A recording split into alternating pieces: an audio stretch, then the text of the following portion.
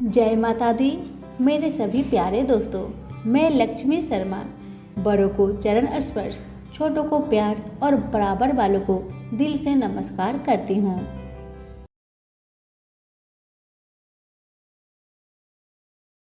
आज मोहिनी एकादशी व्रत में मैं आप सभी को सुनाने जा रही हूँ।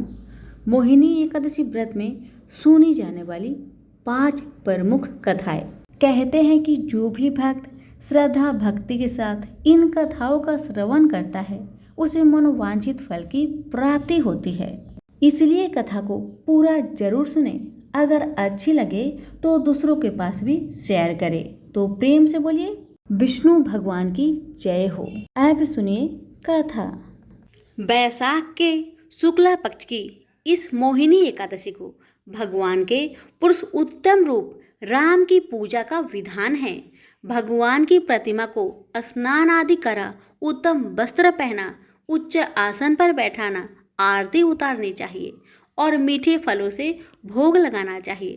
तत्पश्चात प्रसाद वितरित कर ब्राह्मणों को भोजन तथा दान दक्षिणा देनी चाहिए।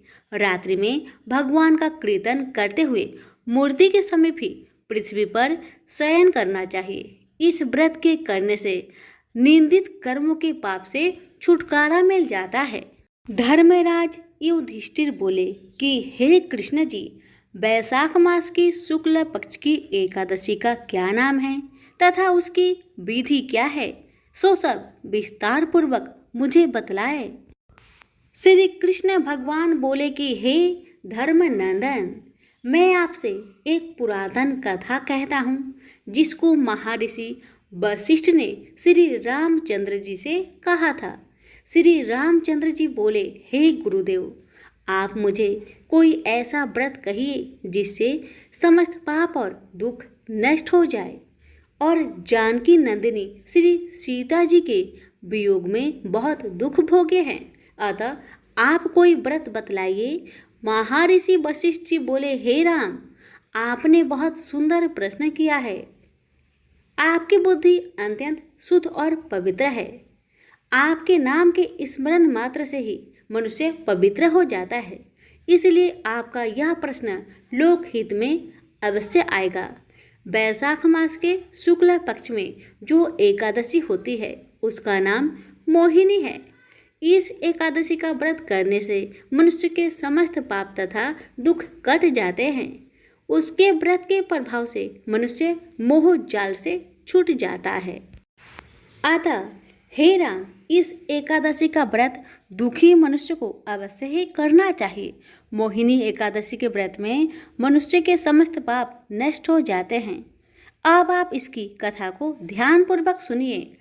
सरस्वती नदी के किनारे एक भद्रावती नाम की नगरी बसी हुई है। उस नगरी में सोमवंशीय धृतमान नाम का एक राजा राज्य करता था। उसी नगरी में एक धन्य धान्य से पूर्ण पुण्यवान एवं वैश्य रहता था। उसका नाम धनपाल था।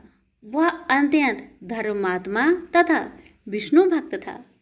उसने नगर में अनेकों भोजनालय, प्याऊ, कुआं, तालाब, धर्मशाला आदि बनवाए। उसने सड़कों के किनारे आम, जामुन, नीम आदि के वृक्ष लगवाए। उस वैश्य के 5 पुत्र थे। उसका सबसे बड़ा पुत्र अत्यंत पापी था। वह वेश्याओं और गुंडों की संगति करता था। वह अपना समय जुआ खेलने में व्यतीत करता था। वह दूसरों की स्त्रियों के साथ भोग विलास करता था। वह महान नीच था और देवता प्रेत आदि को नहीं मानता था। वह अपने पिता के धन को बुरे वैष्णव में खर्च किया करता था।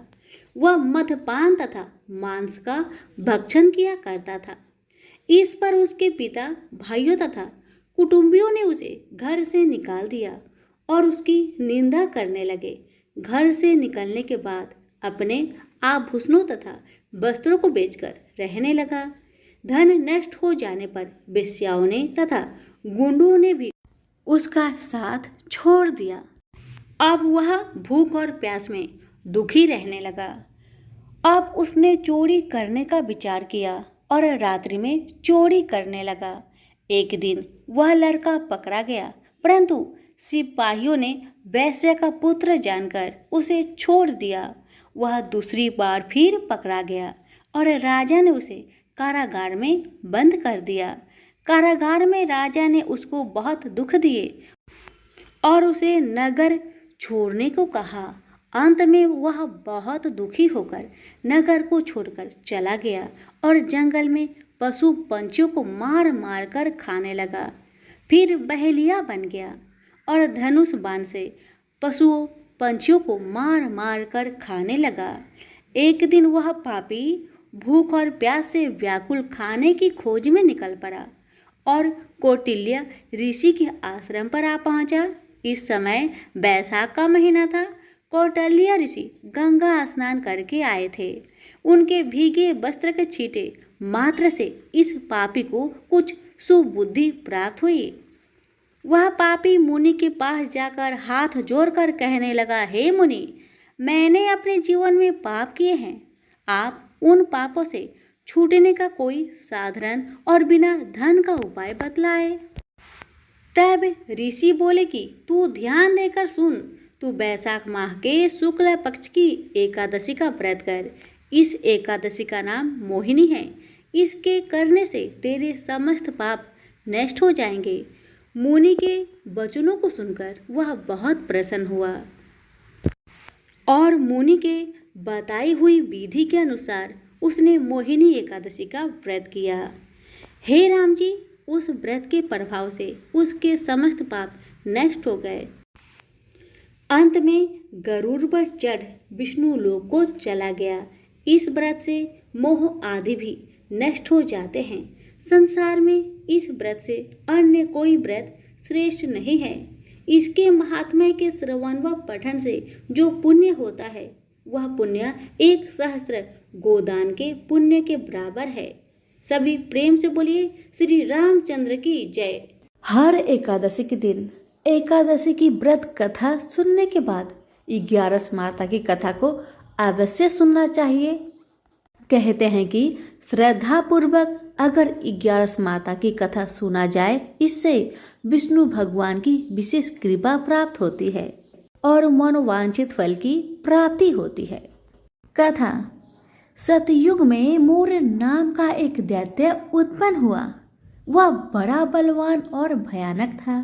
उस प्रचंड दैत्य ने इंद्र, आदित्य, वासु, वायु, अग्नि आदि सभी देवताओं को पराजित करके भगा दिया। तब इंद्र सहित सभी देवताओं ने भयभीत होकर भगवान शिव से सारा वृत्तांत कह सुनाया और बोले कि हे कैलाशपति, मूर दैत्य से भयभीत होकर सब देवता मृत्यु लोक में फिर रहे हैं।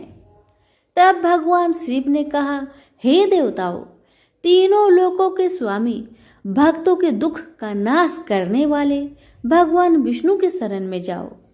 वे ही तुम्हारे दुखों को दूर कर सकते हैं। शिव जी के ऐसे वचन सुनकर सभी देवता क्षीर सागर में पहुंचे। वहां भगवान को शयन करते देख हाथ जोड़कर उनकी स्तुति करने लगे कि हे देवताओं द्वारा स्तुति करने योग्य प्रभु, आपको बारंबार नमस्कार है। हे देवताओं की रक्षा करने वाले मधुसूदन, आपको नमस्कार है। आप हमारी रक्षा करें। दैत्यों से भयभीत होकर हम आपकी शरण में आए हैं।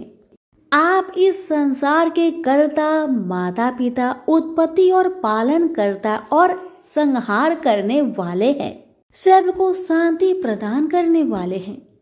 आकाश और पाताल भी आप ही है। सबके पितामह ब्रह्मा, सूर्य, चंद्र, अग्नि, सामग्री, होम, आहुति, मंत्र, तंत्र, जप, यजमान, यज्ञ, कर्म कर्ता और भोक्ता आप ही हैं। आप सर्वव्यापक है। आपके सिवा तीनों लोकों में चर तथा अचर कुछ भी नहीं है।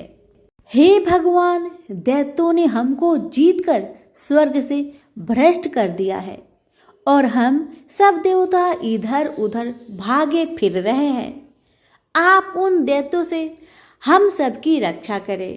इंद्र के ऐसे वचन सुनकर भगवान विष्णु कहने लगे कि हे इंद्र, ऐसा मायावी दैत्य कौन है जिसने सब देवताओं को जीत लिया है? उसका नाम क्या है? उसमें कितना बल है और किसके आश्रय में है तथा उसका स्थान कहाँ पर है? यह सब मुझसे कहो। भगवान के ऐसे वचन सुनकर इंद्र बोले, भगवान, प्राचीन समय में एक नारी जंघ नामक राक्षस था। उसके महापराक्रमी और लोक विख्यात मूर नाम का एक पुत्र था। उसकी चंद्रावती नाम की नगरी है। उसी ने सब देवताओं को स्वर्ग से निकालकर वहां अपना अधिकार जमा लिया है।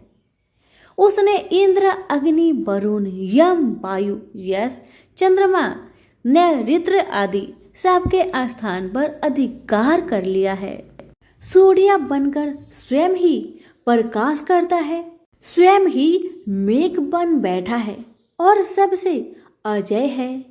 हे असुर निकंदन, उस दुष्ट को मारकर देवताओं को अजय बनाइए। यह वचन सुनकर भगवान ने कहा, हे देवताओं, मैं शीघ्र ही उसका संहार करूंगा। तुम चंद्रावती नगरी जाओ। इस प्रकार कहकर भगवान सहित सभी देवताओं ने चंद्रावती नगरी की ओर प्रस्थान किया। उस समय जब दैत्य मूर सेना सहित युद्ध भूमि में गरज रहा था, उसकी भयानक गर्जना सुनकर सभी देवता भय के मारे चारों दिशाओं में भागने लगे। जब स्वयं भगवान रणभूमि में आए तो दैत्य उन पर भी अस्त्र शस्त्र आयुध लेकर दौड़े। भगवान ने उन्हें सर्प के समान अपने बाणों से बीध डाला। बहुत से दैत्य मारे गए, केवल मूर बचा रहा। वह अविचल भाव से भगवान के साथ युद्ध करता रहा। भगवान जो भी तीक्ष्ण बाण चलाते वह उसके लिए पुष्प सिद्ध होता। उसका शरीर छिन्न भिन्न हो गया, किंतु वह लगातार युद्ध करता रहा। दोनों के बीच मल्ल युद्ध भी हुआ। 10,000 वर्ष तक उनका युद्ध चलता रहा, किंतु मूर नहीं हारा। थक कर भगवान बद्री का आश्रम चले गए। वहां हेमवती नामक सुंदर गुफा थी। उसमें विश्राम करने के लिए भगवान उसके अंदर प्रवेश कर गए। यह गुफा 12 योजन लंबी थी और उसका एक ही द्वार था। विष्णु भगवान वहां योग निद्रा की गोद में सो गए। मूर भी पीछे पीछे वहां तक आ गया और भगवान को सोया देखकर मारने को उद्धत हुआ। तभी भगवान के शरीर से उज्जवल कांतिमयी रूप वाली देवी प्रकट हुई। देवी ने राक्षस मूर को ललकार कर युद्ध किया और उसे तत्काल मौत के घाट उतार दिया। श्री हरि जब योग निद्रा की गोद से उठे तो सब बातों को जानकर उस देवी से कहा कि आपका जन्म एकादशी के दिन हुआ है, अतः आप 11 माता के नाम से पूजी जाएंगी और आपके भक्त वही होंगे जो मेरे भक्त होंगे। और हर एकादशी के दिन जो भी भक्त मेरी पूजा के साथ साथ आपके भी पूजा करेगा और कथा को श्रद्धा पूर्वक श्रवण करेगा, उसके सारे दुख तकलीफ समाप्त हो जाएगी। सभी प्रेम से बोलिए विष्णु भगवान की जय हो, 11 माता की जय हो। श्री कृष्ण भगवान जी का वचन है कि जो प्राणी इस गर्भ गीता का सद्भावना से विचार मनन करता है सो पुरुष फिर गर्भवास में नहीं आता। अर्जुन कहने लगे, हे कृष्ण भगवान, यह प्राणी जो गर्भ विषय में आता है सो किस दोष के कारण आता है? हे प्रभु, जब यह जन्मता है तब इसको जरा आदि रोग लगते हैं, फिर मृत्यु होती है। हे भगवान, वह कौन सा कर्म है जिसके करने से जन्म मरण से रहित होवे? श्री कृष्ण भगवान कहने लगे, हे अर्जुन, यह मनुष्य जो है सो अंधा मूर्ख है और संसार के साथ प्रीति करता है। यह पदार्थ मैंने पाया है और वह मैं पाऊंगा। ऐसी चिंता इस प्राणी के मन से उतरती नहीं। 8 पहर माया को ही मांगता है। इन बातों को करके बार बार जन्मता है और मरता है। वह गर्भ विषय दुख पाता रहता है। अर्जुन कहने लगे, हे कृष्ण भगवान, यह मन हाथी की न्याय है। तृष्णा इसकी शक्ति है। यह मन तो 5 के बस में है। काम, क्रोध, लोभ, मोह और अहंकार। इन 5 में अहंकार बहुत बली है। ये कौन सा यत्न है जिससे मन बस में होए? वैसा ही मन रूपी हाथी को बस में करने के लिए ज्ञान रूपी अंकुश है। अहंकार करने से यह जीव नरक में पड़ता है।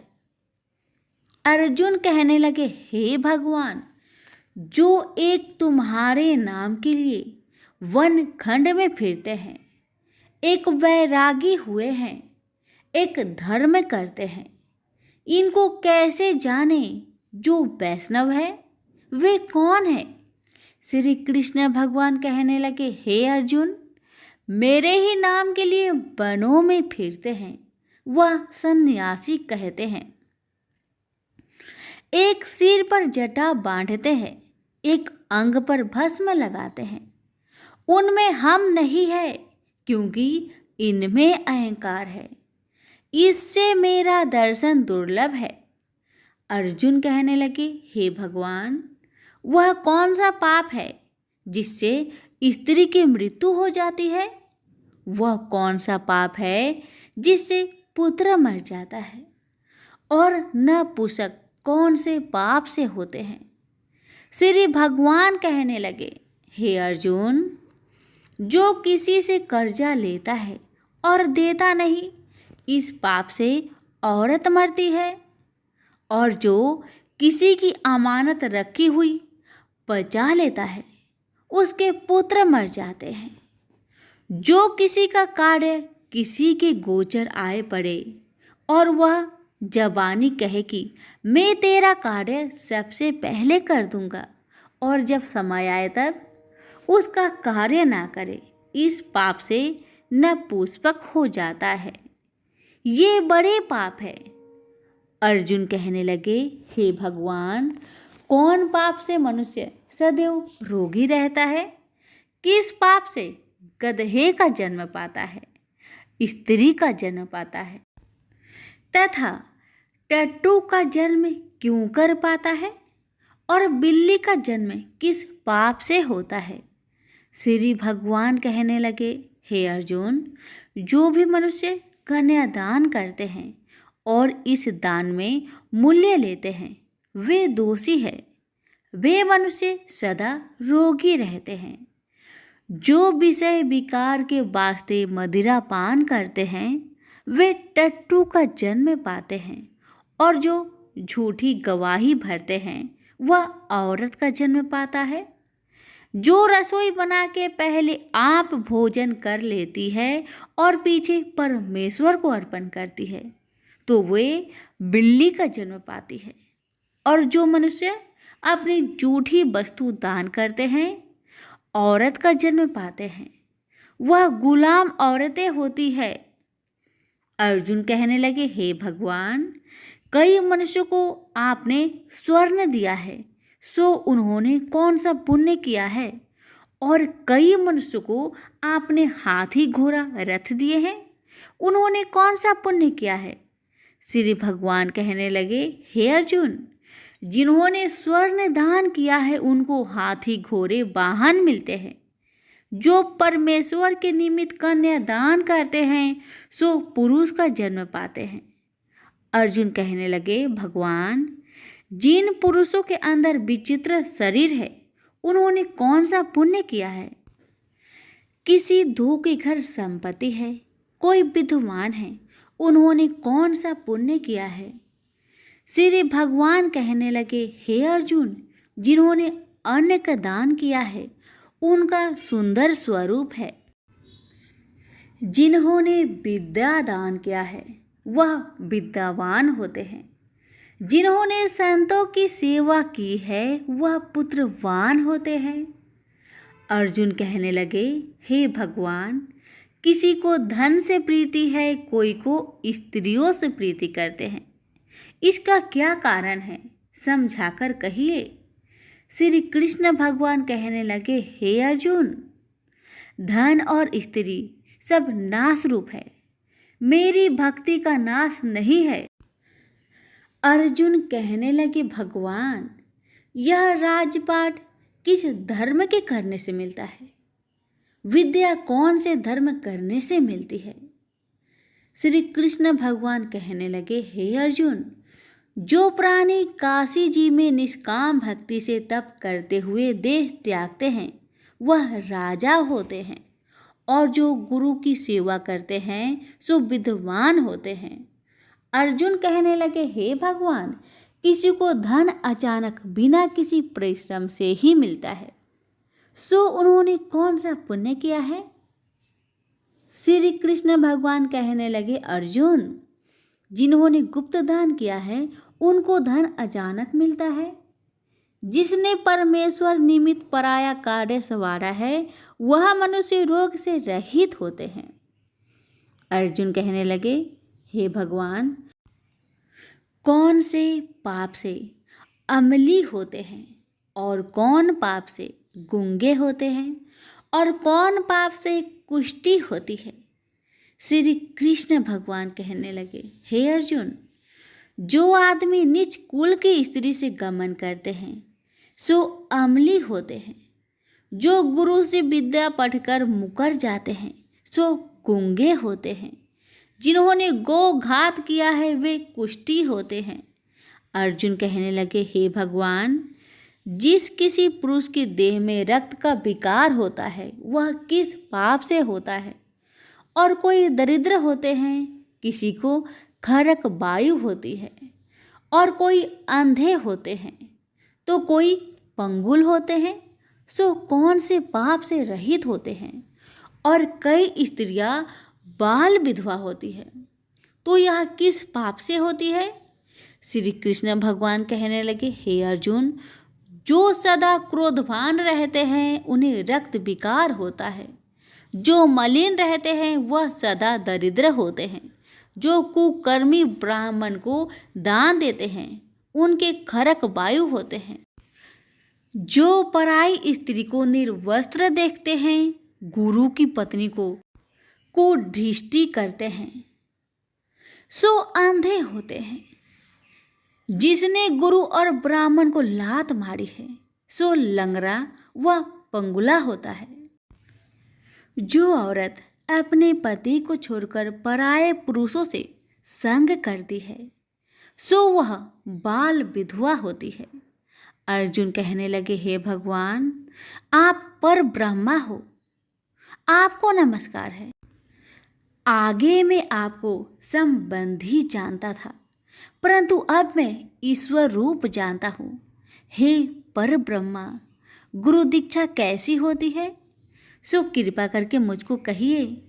श्री कृष्ण भगवान बोले, हे अर्जुन, तुम धन्य हो, तुम्हारे माता पिता भी धन्य हैं जिनके तुम ऐसे पुत्र हो। हे अर्जुन, सारे संसार का गुरु जगन्नाथ, विद्या का गुरु काशी, चारों वर्णों का गुरु सन्यासी है। सन्यासी उसको कहते हैं जिन्हें सबका त्याग करके मेरे प्रति मन लगाया है, सो ब्राह्मण जगत गुरु है। हे अर्जुन, यह बात ध्यान देकर सुनने की है। गुरु कैसा करे? जिसने सब इंद्रियां जीती हो, जिसको सब संसार ईश्वरमय नजर आता हो और सब जगत से उदास हो। ऐसा गुरु करे जो परमेश्वर को जानने वाला हो और उस गुरु की पूजा सब तरह से करे। हे अर्जुन, जो गुरु काम भक्त होता है और जो प्राणी गुरु की पूजा सब तरह से करे, हे अर्जुन, जो गुरु का भक्त होता है और जो प्राणी गुरु के सम्मुख होकर भजन करते हैं, उसका भजन करना सफल है। जो गुरु से विमुख है, उनको 7 ग्राम माड़े का पाप है। गुरु से विमुख प्राणी दर्शन करने योग्य नहीं होते।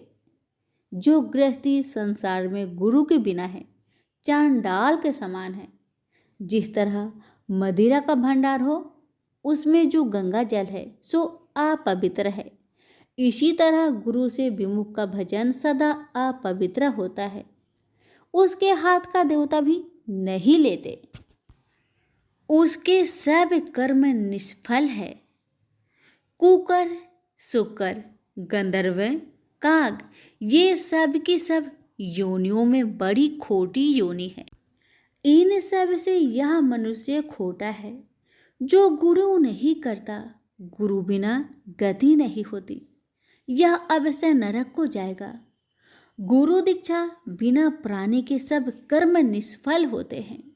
हे अर्जुन, जैसे चारों वर्णों को मेरी भक्ति करना योग्य है, तैसे गुरुधार के गुरु भक्ति करना योग्य है। जैसे गंगा नदियों में उत्तम है, सब व्रतों में एकादशी का व्रत श्रेष्ठ है, वैसे ही अर्जुन, शुभ कर्मों में गुरु सेवा उत्तम है। गुरु दीक्षा बिना प्राणी पशु योनि पाता है। जो धर्म भी करता है सो पशु योनि में फल भोगता है, 84 योनियों में भ्रमता रहता है। अर्जुन कहने लगे, हे श्री कृष्ण भगवान, गुरु दीक्षा क्या वस्तु है? कृष्ण भगवान कहने लगे, हे अर्जुन, धन्य जन्म है तेरा जिसने यह प्रश्न किया है, तू धन्य है। गुरु दीक्षा के 2 अक्षर है, हरिओम। इन अक्षरों को गुरु कहता है। यह चारों वर्णों को अपनाना श्रेष्ठ है। हे अर्जुन, जो गुरु की सेवा करता है उस पर मेरी प्रसन्नता है। वह 84 से छूट जाएगा, जन्म मरण से रहित हो नरक नहीं भोगता। गुरु की सेवा करता है, उसको कई अश्वमेघ यज्ञ के पुण्य का फल मिलता है। गुरु की सेवा मेरी सेवा है। हे अर्जुन, हमारे तुम्हारे संवाद को जो पढ़े सो गर्भ के दुख से बचेंगे, 84 कट जाएगी। इसी से इस पाठ का नाम गर्भ गीता है। श्री कृष्ण भगवान जी के मुख से अर्जुन ने श्रवण की है। गुरु दीक्षा लेना उत्तम कर्म है। उसका फल है कि नरक से वह 84 जीव से बचा रहता है। भगवान बहुत प्रसन्न होते हैं। सभी प्रेम से बोलिए, श्री कृष्ण भगवान की जय। एक नगर में एक जाट और जाटनी रहते थे और वह बहुत गरीब भी थे। एक बार जाटनी जाट से कहने लगी कि मैं तुम्हें 4 रोटी बनाकर दूंगी, तुम नदी के किनारे जाना, वहाँ राम लक्ष्मण आते हैं, वहाँ जाकर तुम ये पंक्तियाँ कहना। राम बड़े लक्ष्मण छोटे, वे बैठे अम्बे की डाली, वो बैठे चंबे की डाली। मिट्टी का दशरथ बनावे, मक्खन मिश्री का भोग लगावे, देव परिक्रमा घर को आवे। जाट रास्ते भर इन पंक्तियों को रटता गया, पर नदी किनारे जाकर भूल गया और वहाँ जाकर बोलता है, लक्ष्मण बड़े राम छोटे, वो बैठे अम्बे की डाली, वो बैठे चंपे की डाली। मिट्टी का दशरथ बनावे, मक्खन मिश्री का भोग लगावे, देव परिक्रमा घर को आवे। जाट की बात सुन राम लक्ष्मण से कहने लगे, लक्ष्मण, इसने तुम्हें बड़ा बताया है, तुम इसे कुछ दे दो। लक्ष्मण बोलते हैं, हे राम भैया, इसकी बुद्धि मलिन हो गई है, यह मूर्ख व्यक्ति है। कहीं राम से भी बड़ा दुनिया में कोई है? राम बोले कि नहीं लक्ष्मण, इसने तुम्हें बड़ा बताया है तो तुम ही इसे कुछ दे दो। राम जी की बात सुन लक्ष्मण ने थोथे बांस में कुछ मोहर असरफी भरकर दे दी। रास्ते में मोहर असरफी को चोर लूट ले गए। घर गया तो जाटनी ने पूछा, कुछ मिला? जाट बोला कि मिला तो था, पर चोर लूट ले गए। जाटनी ने कहा, कोई बात नहीं, कल फिर जाना। अगले दिन फिर से जाटनी ने 4 रोटी बनाकर जाट को दे दी और फिर सिखाया, राम बड़े लक्ष्मण छोटे, वे बैठे अम्बे की डाली, वो बैठे चंपे की डाली, मिट्टी का दशरथ बनावे, मक्खन मिश्री का भोग लगावे, दे परिक्रमा घर को आवे। जाट फिर से रास्ते भर में ये पंक्तियाँ याद करते हुए गया, लेकिन जैसे ही राम लक्ष्मण के सामने पहुंचा तो फिर से भूल गया और बोला, लक्ष्मण बड़े राम छोटे, वो बैठे अम्बे की डाली, वो बैठे चंपे की डाली, मिट्टी का दशरथ बनावे, माखन मिश्री का भोग लगावे, दे परिक्रमा घर को आवे। राम बोले, हे लक्ष्मण, ये व्यक्ति आज भी तुम्हें बड़ा बता रहा है, तुम इसे कुछ दे दो। लक्ष्मण फिर बोले, इसकी तो बुद्धि खराब हो गई है, मूर्ख मति वाला व्यक्ति है, कभी राम से भी बड़ा दुनिया में कोई है?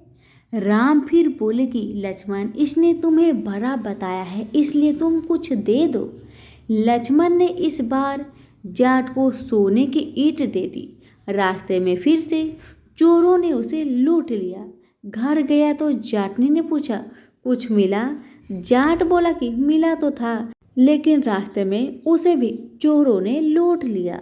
अब जाटनी बोली कि क्या कहा था तुमने? जाट बोला, लक्ष्मण बड़े राम छोटे, वे बैठे अम्बे की डाली, वो बैठे चंपे की डाली, मिट्टी का दशरथ बनावे, मक्खन मिश्री का भोग लगावे, दे परिक्रमा घर को आवे। यह सुनकर जाटनी बोली कि तुम तो बहुत ही भोले हो, कहीं राम से भी कोई बड़ा हुआ है दुनिया में? अब कल फिर जाना और अब की बार ठीक ठीक बोलना। अगले दिन जाट फिर गया और इसने आज ठीक से पंक्तियाँ भी बोली।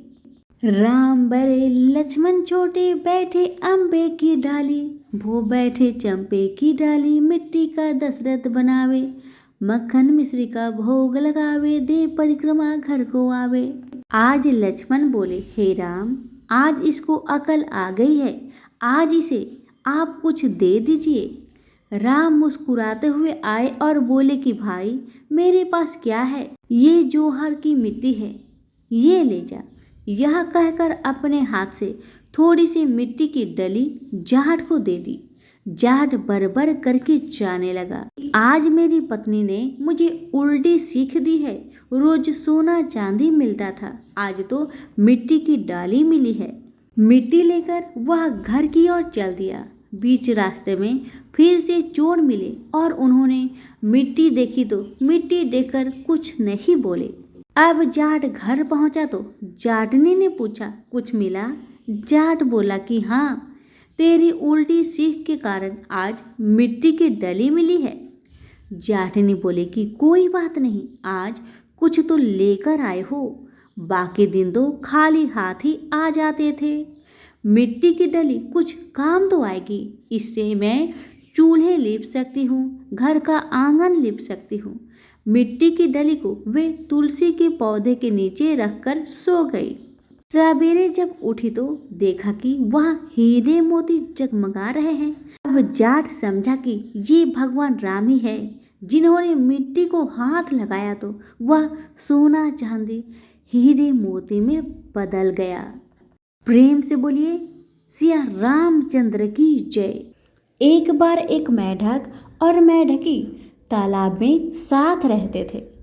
मेढक गणेश जी का बहुत बड़ा भक्त था। वह हर रोज गणेश जी की पूजा करता था। वह कुछ काम न करता, बस गणेश जी का नाम जपता रहता। मेढकी उससे बहुत परेशान थी। एक दिन मेढकी ने गणेश जी की मूर्ति छिपा दी। मेढक आया और गणेश जी की मूर्ति के बारे में पूछने लगा तो मेढकी ने बोला कि मुझे नहीं पता। एक दिन एक औरत उनके तालाब के पास आई और उसने अपने मटके में पानी भरने लगी। जैसे ही उसने पानी भरा, वैसे ही मेढक और मेढकी उसके मटके के अंदर चले गए। घर जाकर उस औरत ने पानी गैस पर रख दिया। मेढक और मेढकी भी साथ में जलने लगे। मेढकी मेढक को बोलने लगी कि तुम तो गणेश जी की बहुत बड़ी भक्त हो, तो बोलो गणेश जी को हमें बचाए। मेढक ने यह सुनकर गणेश जी का नाम जपना शुरू कर दिया। थोड़ी देर बाद एक सांड आया और अपने दोनों सींग मटके पर जा मारा और मटका जमीन पर गिरकर टूट गया और दोनों बच गए। मेढक ने घर जाकर गणेश जी की मूर्ति मेढक को लौटा दी और उसने भी गणेश जी का पूजन करना शुरू कर दिया। तो प्रेम से बोलिए गणेश महाराज की जय हो। एक लपसी था, एक तपसी था। तपसी हमेशा भगवान की तपस्या में लीन रहता था। लपसी रोजाना सवा सेर की लपसी बनाकर भगवान का भोग लगाकर जीम लेता था। एक दिन दोनों लड़ने लगे। तपसी बोला, मैं रोज भगवान की तपस्या करता हूँ, इसलिए मैं बड़ा हूँ। तपसी बोला, मैं रोज भगवान को सवा सेर लापसी का भोग लगाता हूँ, इसलिए मैं बड़ा हूँ। नारद जी वहां से गुजर रहे थे। दोनों को लड़ता देखकर उनसे पूछा कि तुम क्यों लड़ रहे हो। तपसी ने खुद के बड़ा होने का कारण बताया और लपसी ने अपना कारण बताया। नारद जी बोले, तुम्हारा फैसला मैं कर दूंगा। दूसरे दिन लपसी और तपसी नहाकर अपनी रोज की भक्ति करने आए तो नारद जी ने छुपकर 1.25 करोड़ की एक एक अंगूठी उन दोनों के आगे रख दी। तपसी की नजर जब अंगूठी पर पड़ी तो उसने चुपचाप अंगूठी उठाकर अपने नीचे दबा ली। लपसी की नजर अंगूठी पर पड़ी लेकिन उसने ध्यान नहीं दिया। भगवान को भोग लगाकर लपसी खाने लगा। नारद जी सामने आए तो दोनों ने पूछा कि कौन बड़ा है। तो नारद जी ने तपसी से खड़ा होने को कहा। वो खड़ा हुआ तो उसके नीचे दबी अंगूठी दिखाई पड़ी। नारद जी ने तपसी से कहा, तपस्या करने के बाद भी तुम्हारी चोरी करने की आदत नहीं गई, इसलिए लपसी बड़ा है और तुम्हें तुम्हारी तपस्या का कोई फल भी नहीं मिलेगा। तपसी शर्मिंदा होकर माफी मांगने लगा। उसने नारद जी से पूछा, मुझे मेरी तपस्या का फल कैसे मिलेगा। नारद जी ने कहा, यदि कोई गाय और कुत्ते की रोटी नहीं बनाएगा तो फल तुम्हें मिलेगा। यदि कोई ब्राह्मण को भोजन करवाकर दक्षिणा नहीं देगा तो फल तुम्हें मिलेगा। यदि कोई साड़ी के साथ ब्लाउज नहीं देगा तो फल तुझे मिलेगा। यदि कोई दिए से दिया जलाएगा तो फल तुझे मिलेगा। यदि कोई सारी कहानी सुने लेकिन तुम्हारी कहानी नहीं सुने तो फल तुझे मिलेगा। उसी दिन से हर व्रत कथा कहानी के साथ लपसी तपसी की कहानी भी सुनी और कही जाती है। तो प्रेम से बोलिए विष्णु भगवान की जय। धन्यवाद।